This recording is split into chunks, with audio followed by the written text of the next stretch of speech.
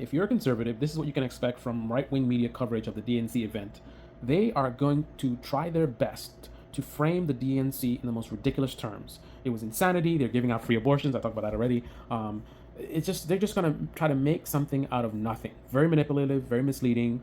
I mean, after the absolutely absurd RNC. I mean, with Hulk Hogan tearing his shirt up, a bunch of people with bandages on their ears. I mean, that was demonstrably just a ridiculous circus. So to appease their audiences, they have to frame the DNC as the same thing or worse, even though it's very likely not going to be a circus. Certainly there's going to be issues, but there's no way they're going to come anywhere close to having some tattoo forehead porn star speaking and, people with bandages in their ears, or somebody, washed up guy from the 80s ripping up their shirt and screaming, Kamalaism, this is Kamalaism, we're going to take over. Like, nothing even remotely close to how absurd that is. So absolutely, I guarantee you, right-wing media is going to just be stretching things and take any little thing, Somebody's going to say something and they're going to misconstrue it and try to say that they said something that they didn't actually say. I mean, again, they already started with lying about how the DNC is giving out free abortions. That's Ben Shapiro and Michael Knowles, right? So pay attention to how much right-wing media is about to play you guys for fools by trying to make the DNC out to be some kind of a spectacle. I say that as a person who do not like Democrats. I think they're corrupt. I'm pretty sure I'm going to have many critiques of the DNC, but they're going to be grounded in reality as opposed to me trying to make it seem as crazy as the RNC, right? Because I know that's just not going to happen. Even considering that this is the same party that had Pelosi in African garb taking the knee or whatever nonsense she did. I mean, they've definitely done some cringe things, but I can pretty much guarantee you that this event is going to be just a run-of-the-mill corporate event, some great speeches, maybe a few boring speeches or whatever.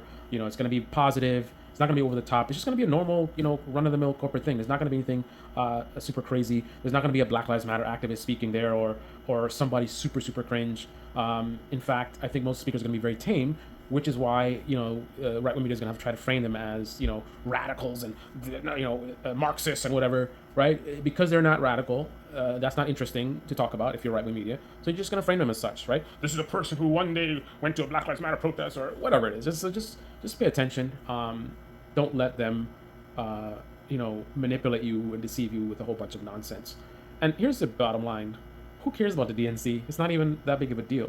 But if you're conservative, you're concerned about the fact that Trump is losing. The Republican Party is the only party that sort of, catering to conservatism in theory, right? Certainly the Democrats are not doing that. And they've picked someone who is absolutely losing right now, which means all the stuff you're scared about is possibly going to happen. So in the scheme of that, like, who cares about the DNC, right?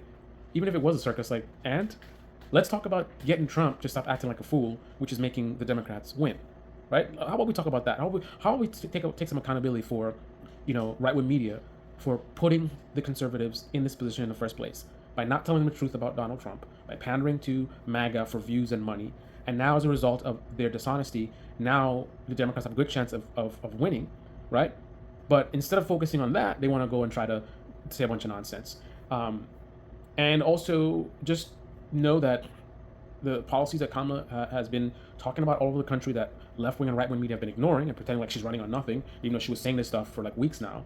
Now that she's has it written down or she's getting more details now, you can expect right-wing media to go and do the normal playbook, right?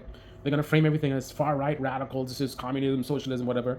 That's the move that you do if you think your audience are stupid and you can just hit them with like some buzzwords that don't even apply and they're just going to be like, oh my goodness, socialism, right? So it is up to you to be smarter than that and to push back on these right-wing grifters and tell them we deserve better. We are losing right now because of your dishonesty. We're sick of it. Stop with the nonsense. Stop with the games. If you want to be conservative media, then be conservative media instead of being anti-liberal media, which is really what they are.